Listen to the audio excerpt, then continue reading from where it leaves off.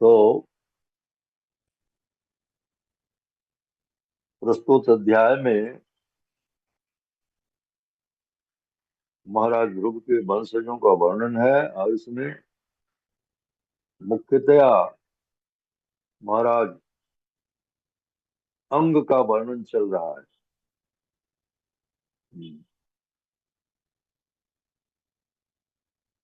आप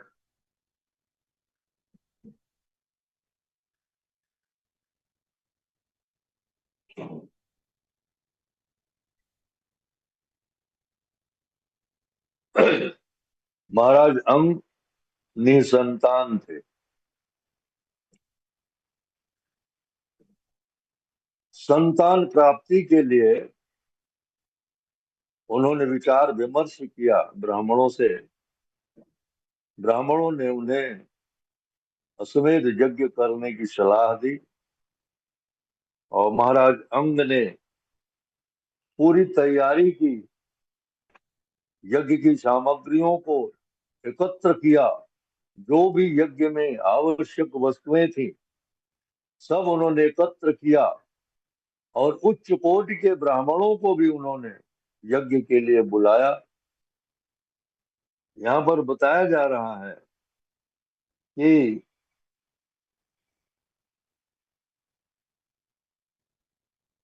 पुरोहित जब यज्ञ में आहुति डालना शुरू किए, देवताओं का आवाहन करके, तो देवता न तो उस यज्ञ में आए और न ही उनके द्वारा दी गई आहुतियां स्वीकार की। दो बातें, देवता आए भी नहीं और उनके द्वारा दी गई आहुतियां उन्होंने स्वीकार भी नहीं किया। तो महाराज अंग को उन्होंने, पुरोहितों ने बताया कि राजन, आपने बहुत प्रयत्न करके यज्ञ की सामग्रियां जो है बहुत शुद्ध है, ब्राह्मण भी उच्च कोटि के विद्वान है, यज्ञ कराने में पटु है, किसी प्रकार की कोई कमी नहीं है, किंतु फिर भी देवता न तो आ रहे हैं आवाहित करने पर और न ही अपना भाग स्वीकार कर रहे हैं। तब महाराज अंग ने पूछा कि क्या कारण हो सकता है। पुरोहितों ने उनको बताया, महाराज आप तो मन से भी किसी प्रकार का अपराध नहीं किए हैं इस जन्म में। हो सकता है पूर्व जन्म का कोई किया हुआ ऐसा पाप कर्म है जिसके कारण देवता न तो आ रहे हैं और न तो आहुतियां ग्रहण कर रहे हैं। कभी कभी ऐसा होता है, सब कुछ ठीक ठाक है, किसी प्रकार की कोई कमी नहीं है, लेकिन फिर भी वांछित फल नहीं मिलता। इस संबंध में हम आपको एक कथानक सुनाने का प्रयास करेंगे।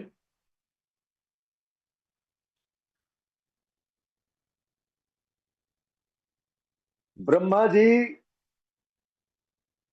भगवान के नाभि कमल से उत्पन्न हुए। ब्रह्मा जी से, ब्रह्मा जी के मन से मरीचि उत्पन्न हुए, मरीचि से कश्यप उत्पन्न हुए और कश्यप से अदिति माता के गर्भ से विवस्वान उत्पन्न हुए और विवस्वान के पुत्र वैवस्वत, वैवस्वत मनु हुए। तो वैवस्वत मनु, जिनकी पत्नी का नाम था यज्ञ, सॉरी,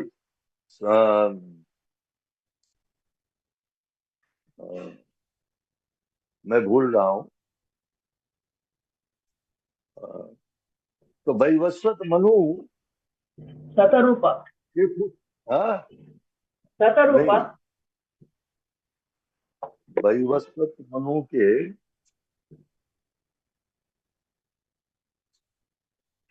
श्रद्धा, श्रद्धा नाम की, हाँ, श्राद्ध देव की पत्नी श्रद्धा थी। तो वैवस्वत मनु जो थे, उनके 10 पुत्र हुए, इक्ष्वाकु आदि। किंतु ये 10 पुत्र होने से पहले उनको कोई संतान नहीं थी, निसंतान थे। तो वशिष्ठ मुनि, वशिष्ठ मुनि से उन्होंने परामर्श लिया, और वशिष्ठ मुनि ने यज्ञ का विधान किया। अच्छे उच्च कोटि के ब्राह्मण थे उसमें, यज्ञ कराने वाले होता, और श्राद्ध देव जो थे, उनकी इच्छा पुत्र प्राप्ति करने की थी, और पुत्र प्राप्ति के लिए ही यज्ञ का अनुष्ठान किया गया। किंतु श्राद्ध देव की जो पत्नी थी श्रद्धा, उसको पुत्री चाहिए थी। क्या चाहिए थी? पुत्री। और उनके पति को पुत्र चाहिए था, और पुत्र प्राप्ति के लिए ही अनुष्ठान किया गया। तो श्रद्धा को पुत्री की वांछा थी, इसलिए जब होता को वशिष्ठ मुनि ने आदेश दिया आहुतियां डालो, तब श्रद्धा चुपचाप गई यज्ञ कराने वाले होता के पास, और कहा मुझे तो पुत्री चाहिए। यह बात श्राद्ध देव को नहीं मालूम। श्रद्धा ने पुरोहित से कहा हमें पुत्री चाहिए। तो जो मंत्र पुत्र प्राप्ति के लिए पढ़ा जाने वाला था, पुरोहित ने पुत्री प्राप्त करने के लिए मंत्र पढ़ा, और परिणाम स्वरूप कन्या उत्पन्न हुई। कन्या उत्पन्न हुई। पहले चूंकि कोई संतान नहीं थी श्राद्ध देव को, तो संतान होने पर उन्हें प्रसन्नता तो हुई, किंतु उतनी प्रसन्नता नहीं हुई, क्योंकि वो चाहते थे पुत्र, और हो गई पुत्री। तो उन्होंने वशिष्ठ जी के पास जाकर के पूछा कि यज्ञ की सामग्रियां भी उच्च कोटि की थी, ब्राह्मण भी वेदांती थे, सब वेद मंत्र के अच्छे उच्चारण करने वाले थे, सब कुछ शुद्ध था, तो परिणाम उल्टा क्यों हो गया? वशिष्ठ जी से ऐसा उन्होंने पूछा, क्या कारण है परिणाम उल्टा हो? तो कभी कभी क्या होता है कि यज्ञ में कोई गलती हो जाए, या कोई विपथन हो जाए, तो परिणाम उसका उल्टा आता है।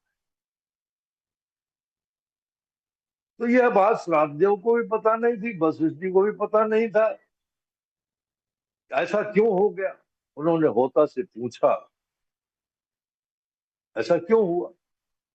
होता ने बताया कि महारानी श्रद्धा के कहने पर हमने पुत्री प्राप्त करने के लिए मंत्रों का उच्चारण किया। अच्छा ठीक है। तो श्राद्ध देव ने वशिष्ठ जी से कहा आप तो बहुत शक्तिशाली है, समर्थ है, आपके लिए क्या असंभव है, आप इस पुत्री को पुत्र बना सकते। वशिष्ठ जी को उन्होंने आग्रह किया कि आप पुत्री को पुत्र बना सकते, आप में सामर्थ्य है। वशिष्ठ जी ने भगवान का ध्यान किया, और भगवान से याचना की, और उस पुत्री को पुत्र बना दिया। देखिए, सिद्ध पुरुषों में इतनी शक्ति होती। भगवत परायण जो ऋषि मुनि थे, उनके अंदर इतनी सामर्थ्य होती थी, उनके वाक्य से ही सिद्धि मिल जाती थी, जो चाहते थे वो मिल जाता। तो पुत्र बना दिया उन्होंने, उस पुत्र का नाम रखा सुद्युम्न। सुद्युम्न नाम रखा।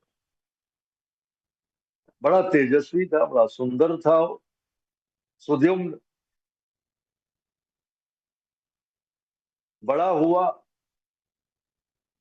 एक दिन क्या हुआ, सिंधु प्रांत से लाए गए उत्तम कोटि के घोड़े पर सवार होकर के सैनिकों के साथ वह जंगल में शिकार करने निकला।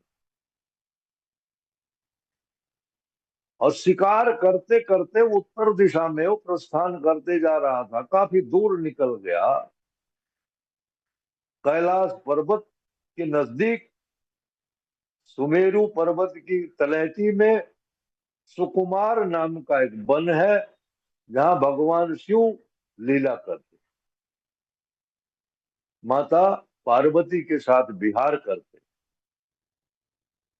उस सुकुमार वन में सुद्युम्न जैसे ही पहुंचा अपने सैनिकों के साथ, परिणाम क्या हुआ कि उसका जो वो पुरुष था वो स्त्री हो गया। सुद्युम्न पुरुष से स्त्री हो गया, और उसका घोड़ा जो था वह भी स्त्री जाति की हो गई। सारे सैनिक जो थे उनका लिंग परिवर्तन हो गया, पुरुष से सब स्त्री हो गए। हाँ? और घोड़े जो थे वो घोड़ी हो गए। सब अपने अपने स्वरूप को देखने लगे, आश्चर्य में पड़ गए। क्या कारण है, क्यों ऐसा हो गया? तो वशिष्ठ जी का ध्यान किया सुद्युम्न ने। हाँ? तो वशिष्ठ जी ने बताया, उसका नाम इला पड़ा। सुद्युम्न से उसका नाम इला। तो वशिष्ठ जी ने बताया, ऐसा है, इस क्षेत्र में भगवान शिव पार्वती जी के साथ विहार करते हैं। पुरुषों की यहाँ पर एंट्री नहीं है, प्रवेश नहीं है। यदि कोई पुरुष जाति का व्यक्ति यहाँ आ जाएगा तो वो इस वन में प्रवेश करते ही स्त्री हो जाएगा। अब स्त्री हो जाने के बाद सुद्युम्न वहां पर विचरण कर रहा था, और उसी समय सुंदर स्त्री थी वो, स्त्री रूप में था, बहुत सुंदर। बुद्ध की नजर पड़ी। बुद्ध चंद्रमा का पुत्र, ब्रह्मा के अत्रि, अत्रि के सोम, सोम के बुद्ध, सोम के बुद्ध, सोम के पुत्र बुद्ध। बुद्ध की नजर उस पर पड़ी। वो उसके रूप को देख करके मोहित हो गया, और वह स्त्री भी, जो सुद्युम्न था, वह भी उसके रूप पर मोहित हो गया। दोनों का विवाह हो गया।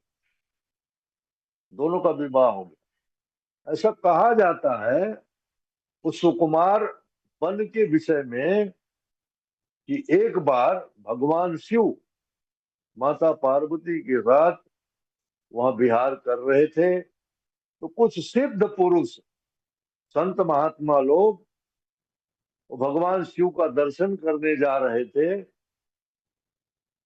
और भगवान शिव का दर्शन करने जा रहे थे, उन्होंने देखा सामने शिव जी माता जी के साथ बैठे हैं, माता जी नग्न अवस्था में है। हाँ, ये भगवान की लीला है, अन्यथा अन्यथा नहीं सोचना चाहिए, ईश्वर की लीला है।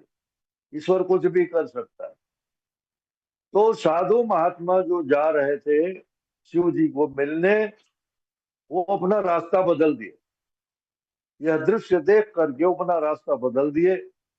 हाँ, बद्रीनाथ धाम जाने का निर्णय कर लिया उन्होंने। तो माता जी लज्जित हो गई देख करके, और शिव जी से उन्होंने कहा, ऐसा कुछ उपाय करिए कि हमें किसी प्रकार का लीला में व्यवधान न पैदा हो।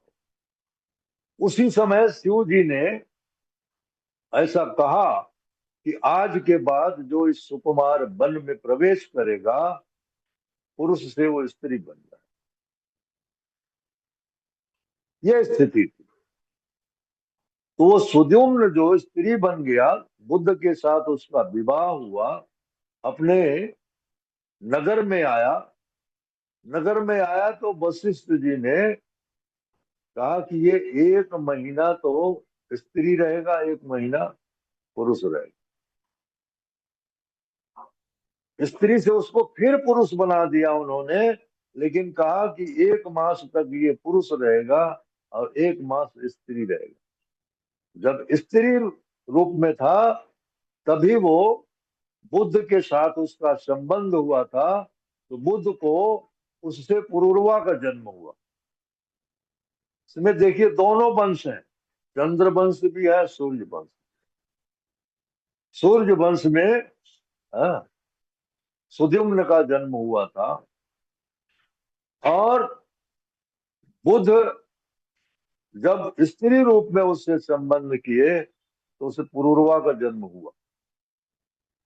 तो इस प्रकार देखा जाता है कि यज्ञ करते समय यह किसी प्रकार की त्रुटि हो, मंत्र के उच्चारण में या देवताओं के आवाहन में किसी भी प्रकार की अगर त्रुटि हो जाए तो उसका फल विपरीत हो जाता है। इसीलिए यज्ञ जो है ये सतयुग, त्रेता युग, उन्हीं युगों में मान्य था और इसका प्रावधान भी था, किंतु इस कलयुग में यज्ञ वर्जित है। इस प्रकार के यज्ञ के लिए कलयुग में न तो अच्छे ब्राह्मण मिलेंगे, वेद मंत्र के उच्चारण करने में जो पटु हो ऐसे ब्राह्मण भी नहीं मिलेंगे, और यज्ञ की सामग्रियां भी शुद्ध नहीं मिलेंगी। इसलिए इस कलयुग के लिए एक ही यज्ञ है, यज्ञ संकीर्तन प्राय यजंत ही सुमेध स। भगवान चैतन्य इस कलयुग में प्रकट हुए।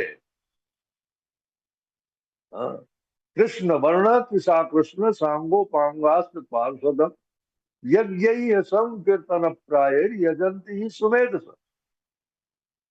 तो इस कलयुग में संकीर्तन यज्ञ का ही प्रावधान है, और यही करने से उसको अभीष्ट सिद्धि मिल सकती है। दूसरा कुछ करने की आवश्यकता नहीं है। मात्र भगवान चैतन्य जो हमें आदेश दिए हैं, महामंत्र का जप करना ही श्रेयस्कर है। हरे कृष्णा कृष्णा कृष्णा हरे हरे, हरे राम राम राम हरे हरे।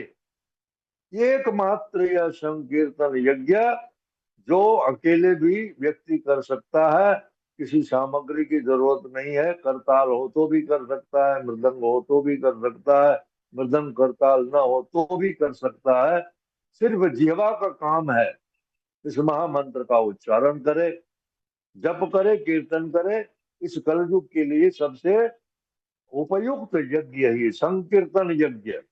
हरे नाम हरे नाम केवलम कलौ नास्ते व गतिरन्यथा। इस कलयुग के लिए दूसरे किसी उपाय का अ, प्रावधान नहीं है।